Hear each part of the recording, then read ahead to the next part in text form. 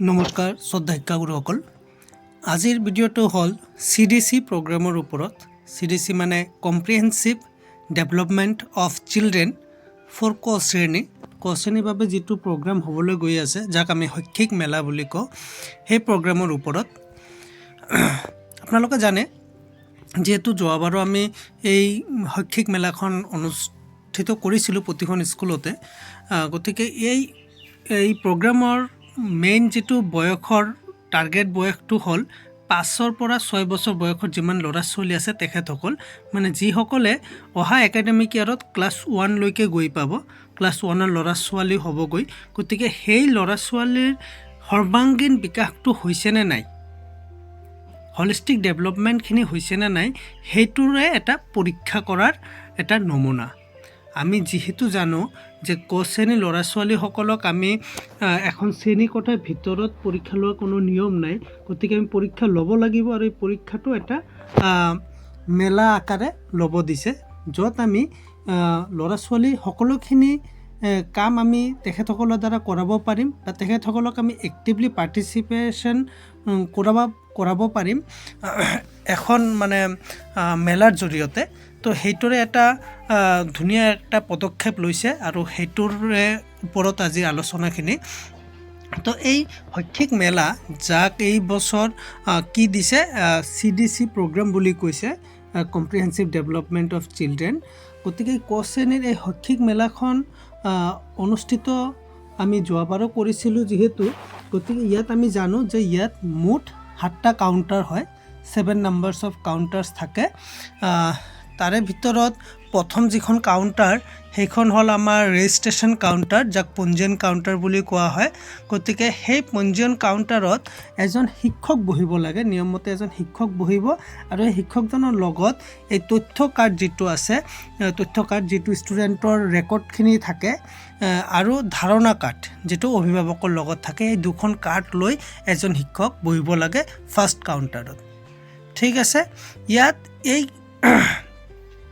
এইখন কাউণ্টাৰত ল'ৰা ছোৱালী এই যে প্ৰথমে শিশুৰ নাম, বয়স, ওজন, বিদ্যালয়ৰ নাম, শিশু উচ্চতা, অভিভাৱকৰ নাম, তাৰিখ, প্ৰথম মূল্যায়নৰ তাৰিখ আদি গোটেইখিনি ডাটা ইয়াত ফিল আপ কৰি পিছত নেক্সট কাউণ্টাৰত পঠাব।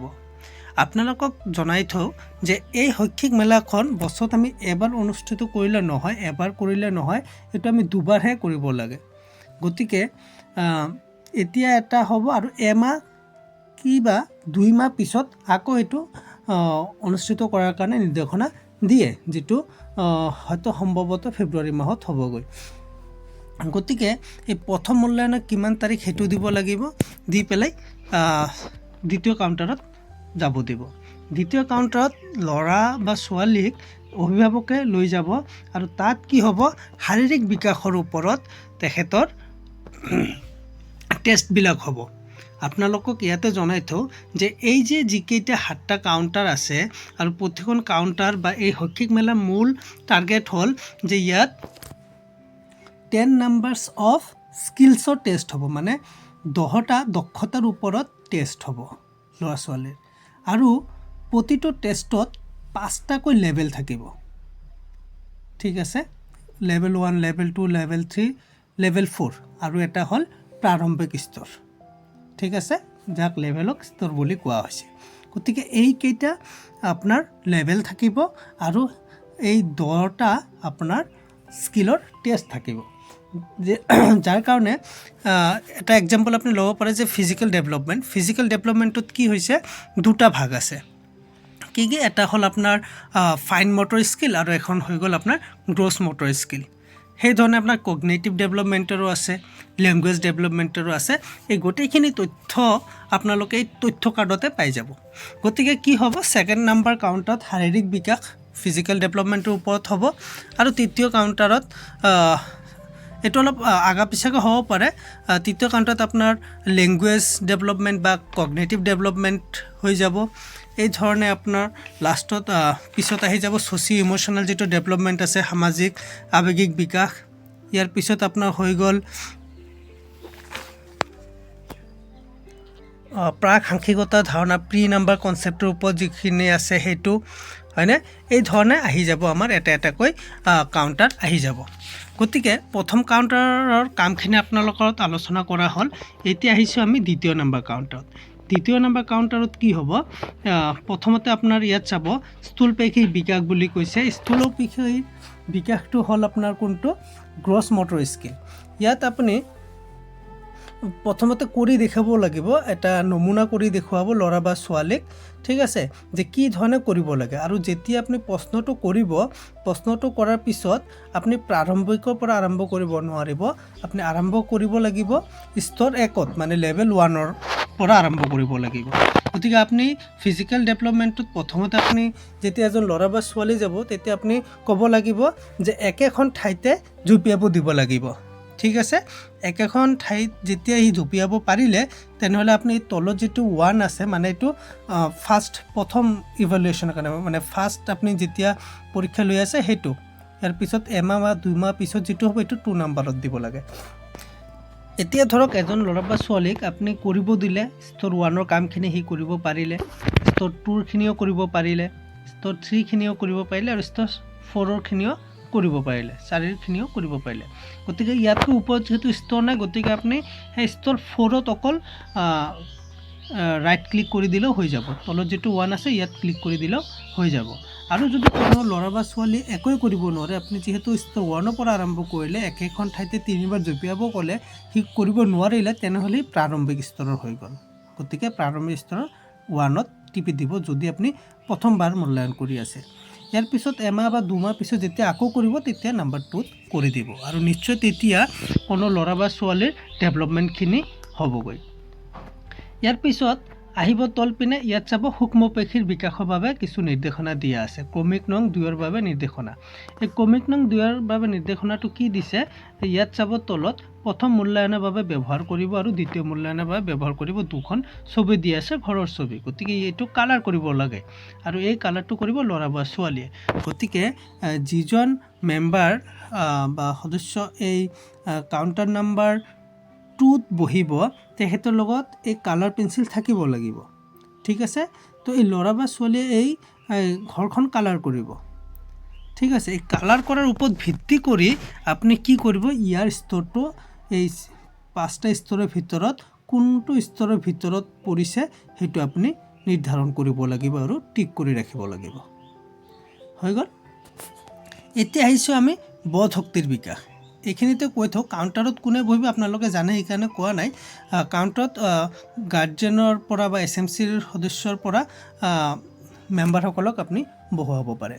এতিয়া আহিছোঁ আমি বোধ শক্তিৰ বিকাশ যেটো কৈছে কগনিটিভ ডেভেলপমেণ্ট যাক আমি কওঁ গতিকে বোধ শক্তিৰ বিকাশত যিখন দিছে ইয়াত চাব এই ছবিবিলাক দিয়া আছে এই ছবিবিলাক কাৰ ওপৰত ভিত্তি কৰি কৰিব সেই প্ৰথমখন ছবিৰ ওপৰতে হ'ব ইয়াত কি কৈছে চাওক নিৰ্দেশনাটো কি দিছে যে তলত দিয়া বাক্য কেইখাৰী শিশুক পঢ়ি শুনাওক এই যে ইয়াত যে দিছে অমলে তাৰ লগৰীয়াৰ লগত বাহিৰত খেলিবলৈ গ'ল তেনেতে বৰষুণ আহিল সকলো অমলহঁতৰ ঘৰলৈ দৌৰি আহিল আৰু একেলগে খেলিলে এই বাক্য কেইখাৰী আপুনি ক'লে ল'ৰা বা ছোৱালীক ক'লে আৰু এখেতক চিন্তা কৰিব দিলে চিন্তা কৰি পেলাই এটা ছবি আঁকিব দিব এই বাক্য কেইখাৰীৰ ওপৰত ভিত্তি কৰি ছবি আঁকিব দিব যিয়ে আঁকে যিমান পাৰে যিয়ে পাৰে সেইটো আঁকিব সেই আঁকাৰ ওপৰত ভিত্তি কৰি আপুনি স্তৰটো নিৰ্ধাৰণ কৰিব যদি অকল আঁকবাক কৰিছে তেনেহ'লে স্তৰ 1 যদি ঘৰখনৰ কোনো মানে সৰু হওক ডাঙৰ হওক ভাল হওক বেয়া হওক এখন ঘৰ আঁকিব পাৰিছে এখন ছবি আঁকিব পাৰিছে বা বৰষুণৰ অলপ ড্ৰপ টপালটো দিব পাৰিছে তাৰ ওপৰত ভিত্তি কৰি আপুনি স্তৰকেইটা নিৰ্ধাৰণ কৰিব পাৰে ঠিক আছে এই ধৰণে কগনিটিভ ডেভেলপমেণ্টৰ কাৰণে এখন স্তৰ মানে এটা পৰ্যায় গ'ল ইয়াৰ পিছত চাব এই বোধ শক্তিৰ মানে কগনিটিভৰ ওপৰত ভিত্তি কৰি আৰু এখন ক্ৰিয়াকলাপ আছে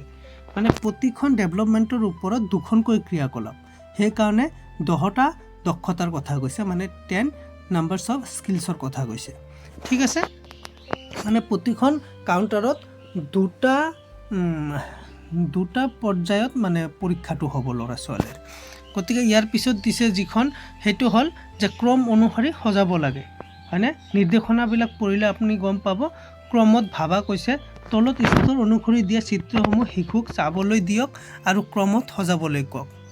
হয়নে এই যিবিলাক ছবি আছে সেইকেইটা আপুনি প্ৰথম স্তৰৰ পৰা আৰম্ভ কৰিলে ইয়াত আপুনি সুধিলে যে ইয়াত কি ছবি আছে কোনটো প্ৰথমত হ'ব কোনটো তাৰপিছত কোনখন লাষ্টত তেনেকৈ স্তৰ 2 যদি প্ৰথমখন ক'ব পাৰিছে স্তৰ 2টো ক'ব পৰা নাই তাৰমানে স্তৰ 1ৰ লেভেল 1ৰ ষ্টুডেণ্ট সেইদৰে যিধৰণে আমি TRLত কৰিছিলোঁ ঠিক সেই ধৰণে আমি ইয়াতো ল'ৰা ছোৱালী স্তৰটো মানে নিৰ্ধাৰণ কৰিব লাগে হৈ গ'ল দুখন ডেভেলপমেণ্টৰ গুচি গ'ল এতিয়া আহিছে কি ভাষাৰ বিকাশ লেংগুৱেজ ডেভেলপমেণ্টৰ কথা কৈছে লেংগুৱেজ ডেভেলপমেণ্টৰ তলত এটা কাহিনীৰ নিচিনাকৈ লিখা আছে এটা পেৰাগ্ৰাফ লিখা আছে আপুনি যিজনে বহিব সেই কাউণ্টাৰত 3 নম্বৰ কাউণ্টাৰত এখেতে এই কাহিনীটো পঢ়ি শুনাব এটা হাতী আছিল এদিন সি হাবিত ফুৰি আছিল এই ধৰণে কাহিনীবিলাক শুনাই যাব শুনাই যোৱাৰ পিছত এতিয়া কি হ'ল ইয়াত কেইটামান প্ৰশ্ন এটা দুটা শব্দত উত্তৰ দিলে কাহিনীটোত কোন আছিল প্ৰথমত আপুনি কি প্ৰশ্ন সুধিব কাহিনী কোৱাৰ পিছত যে এই কাহিনীটোত কোন আছে সি যদি এটা বা দুটা শব্দ দি উত্তৰ দিব পাৰিছে তেনেহ'লে স্তৰ 1ত আহি গ'ল স্তৰ 2ত কি প্ৰশ্ন সুধিব কল খোৱাৰ পিছত হাতীটোৰ কি হৈছিল সি যদি ভালকৈ উত্তৰ দিব পাৰিছে স্তৰ 2ত আৰু যদি দিব পৰা নাই তেনেহ'লে স্তৰ 1ৰ ষ্টুডেণ্ট হয় গতিকে আপুনি স্তৰ 1ত টিক কৰি দিব আৰু পৰাপক্ষত এই 1 যিটো আছে যদি ফাৰ্ষ্ট টাইম আপুনি মূল্যায়ন কৰি আছে তেনেহ'লে 1ত দিব পিছত যেতিয়া কৰিব তেতিয়া 2ত দিব হৈ গ'ল এই ধৰণে প্ৰশ্নকেইটা সুধিব আৰু স্তৰকেইটা নিৰ্ধাৰণ কৰি যাব ইয়াৰ পিছত কি দিছে শ্ৰেণী বিভাজন কৰা হয়নে শ্ৰেণী বিভাজন কৰিব দিছে ইয়াত স্তৰ অনুসৰি তথ্য কাৰ্ডত দিয়া আধাৰৰ ওপৰত ভিত্তি কৰি শিশুজনৰ সৰ্বোচ্চ স্তৰ নিৰ্ধাৰণ কৰা একে ৰঙৰ আধাৰত কোনটো ৰং কি ৰং আৰু প্ৰকাৰৰ আধাৰত দিছে স্তৰ ৰং আকাৰ আৰু প্ৰকাৰৰ আধাৰত এই ধৰণে বেলেগকৈ দিয়া আছে এইকেইটা স্তৰ আপুনি প্ৰথম স্তৰৰ পৰা আৰম্ভ কৰি সুধি যাব যিটোলৈকে লাষ্ট পাৰিছে সেইটোৱে ইয়াৰ স্তৰ হয় তাত আপুনি টিক কৰি যাব ঠিক আছে এই ধৰণে আপোনাৰ ছপাৰ ধাৰণা দিছে 7 নম্বৰ ক্ৰমিক নম্বৰত ছপাৰ ধাৰণা দিছে হয়নে এই ধৰণে আহি আছে এটাৰ পিছত এটা আহি যাব আৰু প্ৰি নাম্বাৰ কনচেপ্টত যিখন দিছে প্ৰি নাম্বাৰ কনচেপ্টত আপোনাৰ কাঠি ৰাখিব লাগিব 20ডালমান কাঠি ৰাখিব দিছে তাৰ ভিতৰত আৰু ৰাখাৰ পিছত ইয়াত প্ৰথম যিটো প্ৰশ্ন হ'ব ফাৰ্ষ্ট স্তৰত ইয়াৰ পৰা 3ডাল কাঠি গণনা কৰিব দিব আপুনি 20ডাল যে ৰখা আছে তাৰপৰা 3ডাল কাঠি আপুনি উঠাব দিব বা গণনা কৰিব দিব তাৰপিছত ইয়াৰ পৰা 5ডাল কাঠি গণনা কৰিব দিব 20ডালত পৰা যদি 9লৈকে পাৰিছে গণনা কৰিব তেনেহ'লে স্তৰ 4 মানে মেক্সিমাম লেভেল আমি জানো যে ক শ্ৰেণীৰ ল'ৰা ছোৱালীক আমি মানে 1ৰ পৰা 9লৈকে সংখ্যাৰ ধাৰণাটো দিবই লাগে সেইকাৰণে 9লৈকে ইয়াত ৰাখিছে কোনোবাই যদি বেছি ক'ব পাৰিছে ভাল কথা ইয়াৰ পিছত কম বেছি ধাৰণা আহি গ'ল প্ৰি নাম্বাৰ কনচেপ্টত সেইটো আপোনালোকক দিয়া আছে নিৰ্দেশনা অনুযায়ী আপোনালোকে কৰি ল'ব কামখিনি হয়নে ইয়াৰ পিছত যাব লাষ্টত শিশুক নিৰীক্ষণ কৰক এই কামখিনিও কৰিব লাগিব ঠিক আছে নিজৰ নাম আৰু ঠিকনা কোৱা চাফ চিকুণকৈ থকা নিজে শৌচালয়লৈ যাব পাৰে নে নাই যিকেইটা পাৰে সেইকেইটা আপুনি 1ত টিক কৰি যাব ঠিক আছে তো ইয়াত এইটোৱে কৈছে প্ৰথম মূল্যায়নৰ বাবে 1 আৰু দ্বিতীয় মূল্যায়নৰ বাবে 2 গতিকে এইখিনি কাম হৈ গ'ল আপোনালোকৰ কাউণ্টাৰ নাম্বাৰ 6 লৈকে এতিয়া কাউণ্টাৰ নাম্বাৰ 7ত কি কাম আছে কাউণ্টাৰ নাম্বাৰ 7ত হ'ব এখন ডিছকাশ্যন য'ত গৈ যিটো আইডিয়া কাৰ্ড আছে বা ধাৰণা কাৰ্ড আছে সেই কাৰ্ডখনৰ সম্পৰ্কে অভিভাৱকক সেইখনত অভিভাৱকৰ কাম অভিভাৱকক বুজাই দিয়া হ'ব যে সেই ধাৰণা কাৰ্ডখন লৈ কি ধৰণে ল'ৰা বা ছোৱালীক এখেতসকলে গাৰ্জেনসকলে ডেইলি বেচিছত এই ক্ৰিয়াকলাপবিলাক কৰাব পাৰে আৰু তাৰ পৰা কি ধৰণৰ বিকাশ ল'ৰা ছোৱালীৰ হ'ব গতিকে থুলমূলকৈ এইখিনি আলোচনা কৰিব লগা আছিলে যিহেতু যোৱা বছৰ হৈ গ'ল বহুতে মানে অলপ মানে পাহৰি যোৱা যেন হৈছিলে কি ধৰণে কৰিব লাগে কামখিনি গতিকে থুলমূলকৈ এইখিনি আলোচনা আপোনালোকে শিক্ষকৰ বাবে যিটো নিৰ্দেশনা দিয়া আছে সেই নিৰ্দেশনাবিলাক পঢ়ি ল'ব অলপ ভালকৈ তেতিয়া তাত মই কোৱাতকৈ আৰু ধুনীয়াকৈ বুজি পাব লগতে শিশুৰ তথ্য কাৰ্ডখিনিও এবাৰ চাব তাত যদি আপুনি চাই ডিটেইলখিনি এটাৰ পিছত এটা যদি চাই এই কোনখন টেবুলৰ কি দায়িত্ব আছে সেইখিনিও ভালকৈ বুজি পাব গতিকে আজি ভিডিঅ'ত এইখিনিয়ে আছিল ধন্যবাদ